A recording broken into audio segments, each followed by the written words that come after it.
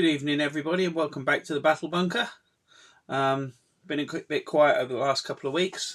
However, I have played another game since we last spoke. I played Nathan again with his knights a couple of weeks ago, and I tried to employ a few of the things that I'd learned from the first time I played him.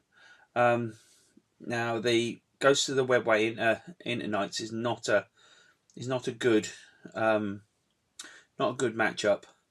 But what we did is we played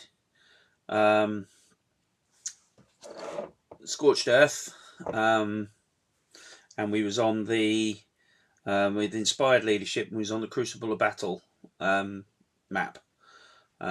This time, I was lucky enough to get first turn. And I have to say, I have never seen such a brutal display of dice failure in my life. Unfortunately for Nathan, I don't know what was going on, but he couldn't roll anything of any consequence. However, he still did manage to come out quite well against me. The game finished 69 to him, 84 to me. So it wasn't too bad. The things that I'd learned from when I played him the last time is to be patient. The last time we played, I went rushing out to meet him in the middle of the battlefield, and unfortunately for me, that meant that I overextended myself, and I unfortunately overcommitted, and I paid the price for it the last time we played. This time I was a little bit more patient. I was lucky enough to get first turn, and for my very first card out of the deck, marked for death. So of course Nathan, like any knight player would, he said, so that'll be Canis Rex, that'll be the Lancer, and that'll be this, I think it was a Helverin, or a Warglaive. I can't remember which one it was, but it was right at the back of the board.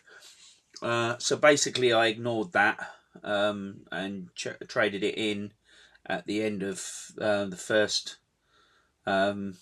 end of my turn, for a CP. My second card draw was Sabotage. That was a little bit easier to achieve. Doing action in a building in no man's land, outside of your deployment zone, and it scores at the end of their turn. That was again quite an easy one because he just couldn't get to me in time to stop it. So that was my turn one. In the meantime, I'm pushed stuff up to take my safe objective, and I staged ready to push into the centre with my fire dragons and Howling Banshees and a wave serpent, ready to push into the centre to contest that one as well. I held the other flank back ever so slightly, just in case I needed to cut anything off or to change tack after Nathan's first round. So Nathan's first turn, he got a simple extend battle lines, secure no man's land.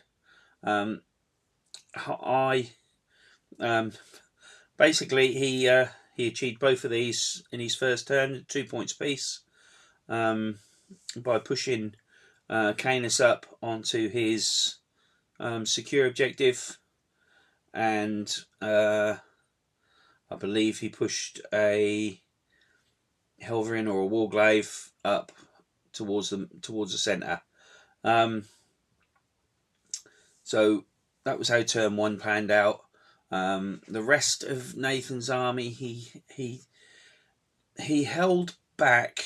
He moved a couple of models right up to the edge of his deployment zone on the higher side of the deployment zone. That was one of his, which is it the Helverins that have the anti-fly 2+. So he pushed one of them up, anticipating being able to get at one or more of my my tanks at a later date. So turn 2, I drew Overwhelming Force and Secure No Man's Land. So I managed to secure No Man's Land, 2 objectives in No Man's Land, and I pushed up onto his safe objective, and I managed to kill Canis Rex with 1 turn of shooting and mortal wounds, by attacking with a Harlequin troop. It was pretty brutal because not a single feel no pain was scored, and I hit him with everything that was devastating. So the bikes had my bikes had shots at him. I then threw grenades. I then charged him with impact mortals, and then I proceeded to attack him with a Harlequin troop with the devastating wounds. So it was unfortunate. He did manage, however, though, to pretty much decimate that unit to the point where they were just the Troupe Master left. Hector managed to get out of Canis, but of course you don't get Overwhelming Force because you don't get the kill for Canis until you've killed Hector. So in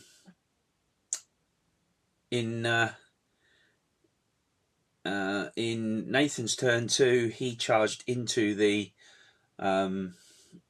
Troupe Master that was left, and he did kill the Troupe Master, who I then paid my 1 CP to resurrect.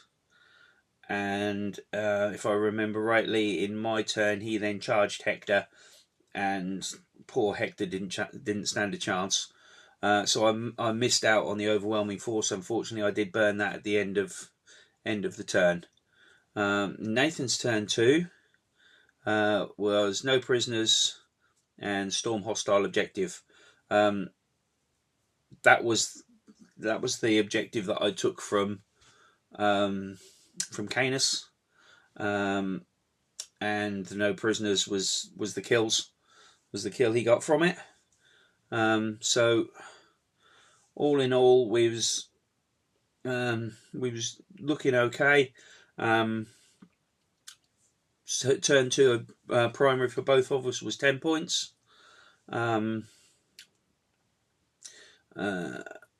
So that was his turn 2. Moving on to turn 3. So in turn 3, I drew containment and storm hostile objective. Again, this was quite an easy one. Containment, two units within 9 inches of the board edge doing an action. That one scored quite easily. And storm hostile objective, I think by now he had a unit on the center objective. I think actually he had his Lancer on the center objective.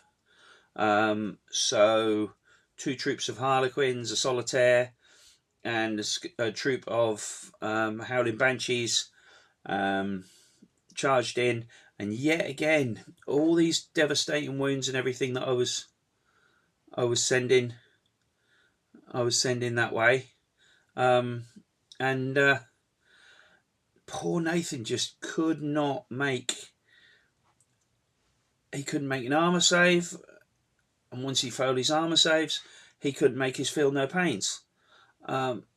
It was, to be honest, I almost felt sorry for him, because you could see that, and a lot of people say, oh, you just play around the bad dice rolls. You just play around the bad dice rolls.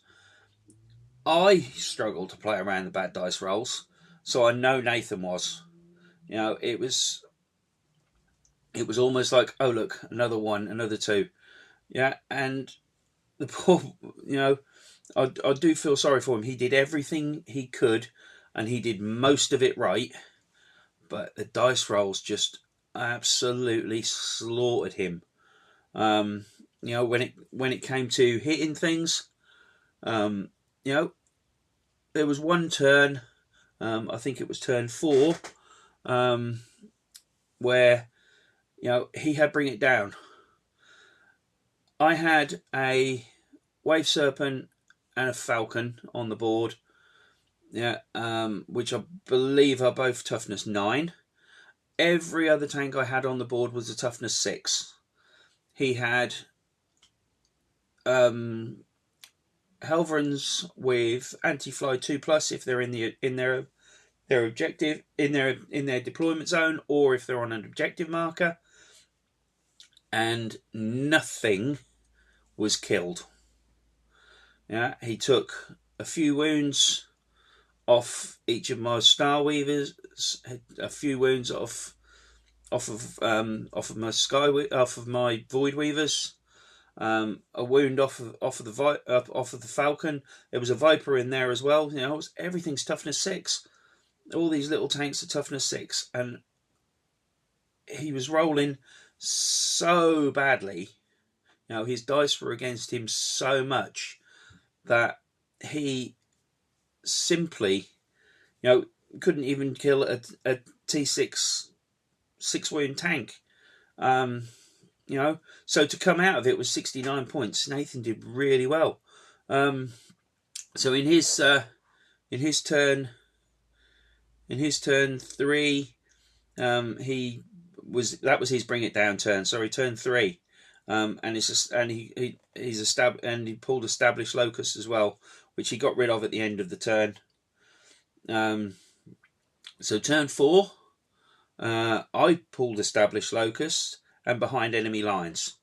By this point, I had a troop of Harlequins with a Shadow Seer, who they bundled up through this Lancer in the middle, and they just kept going. They got me behind enemy lines, and then the established locus was done with a Solitaire. Solitaire did that, and again, I did it in a position where he just could not get anything to me. So turn 3 was 10 points primary for me. Turn 4 was 15 points primary for me. Turn 3 was 5 points primary for Nathan, and turn 4 was 5 points. Turn 3 and 4 for Nathan were both 5 points primary each turn. So going into turn 4, it's going into his turn 4, containment and recover assets. He did manage to do both of those. Containment again, it's 9 inches on 2 board edges. It was quite easily achieved. And the recover assets, I believe that was done in home and midfield. if I'm thinking rightly on recover assets, that is. So then going into turn 5, I scored Area Denial, which was quite easy at this point. Nathan had nothing he could really come back at me with, and my my Warlord, who was my Death Jester, he just sat on my home objective. There was never any fear of him getting anywhere near my home, and there was and just 5 primary on that one, because I gave up one of the objectives.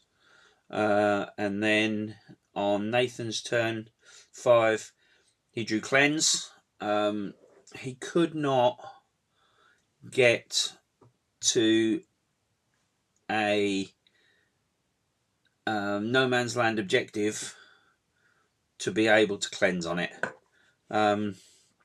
So he decided to forego that one, and he then the second one he drew was Defend Stronghold, which he did. He got a baby knight on his home objective, and then he pulled Overwhelming Force, where he just needed to kill something, and he did. So, all in all, I scored 40 on my primary, and I believe turn 3 I scorched I burnt a primer, one in the midfield, and I believe turn 5 Nathan burned one as well. So we ended up with 40 primary for myself out of the 50, and 30 primary out of 50 for Nathan. On the secondary, though, I scored 34 and he scored 40. So it was a really good game. I definitely benefited from being patient. However, at the same time, it was also a game that went very much in my favour. I've been looking at the statistics of my games, and 66% of the games that I go first, I win. But of the games that I go second, I only win 33% of them. So I managed to get a first on this, which meant I got to dictate the terms. For me, there was a few standout units in my army. The Fire Dragons. It's the first time I've really got Fire Dragons into the mix. I did play them against Tristan a while back, but against Nathan, I don't think there is much that a Fire Dragons can't bring down, monsters and vehicles wise. They get to reroll their hits, they get to reroll their wounds, they get to reroll their damage. A unit of 5, with the amount of damage that they do and the fact you can re-roll it, you do not necessarily need to be in melter range to do the damage. They're quite effective elsewhere, or outside of the melter range. And the other thing I did this time as well is I married them up in a Wave Serpent with Howling Banshees. So if they are charged, then the Howling Banshees are there to heroically intervene, and with the fights first, usually what will charge the Fire Dragons won't live long enough to hurt the Fire Dragons. The Howling Banshees themselves were a little bit outgunned, because all the strength in a Howling Banshee is in that anti-infantry. Nathan had nothing on the board that was infantry, so they was a little bit outgunned, but they held their own, and they did manage to cast the final killing blow on the Lancer. So I can't argue too much. Anyway, this coming weekend I've got another practice game against Tristan on Friday. And then the two of us are off to a tournament on the Sunday. It'll be Tristan's first tournament with his Night Lords, and I shall be taking the Ghosts of the Webway again to see what I can do with them. It'll be the first time the Ghosts of the Webway have been in a tournament, or that I've taken them to a tournament. I'm hearing things about, you know, the Ghosts of the Webway not being the strongest, most competitive of the detachments for the Eldar. However, I am looking forward to seeing what I can do with them. So I will report back once we've done it. And I'm sure you know, I might be able to give you a little bit of feedback on how the Night Lords go as well, for Tristan. But it'll be fun nonetheless. Anyway, I hope you've all enjoyed this and found it even a little bit helpful.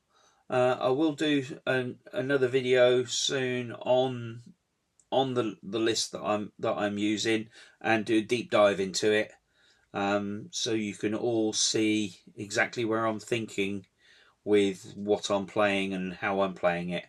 But for now, may your dice forever roll in your favour, and we'll see you again soon. Bye bye.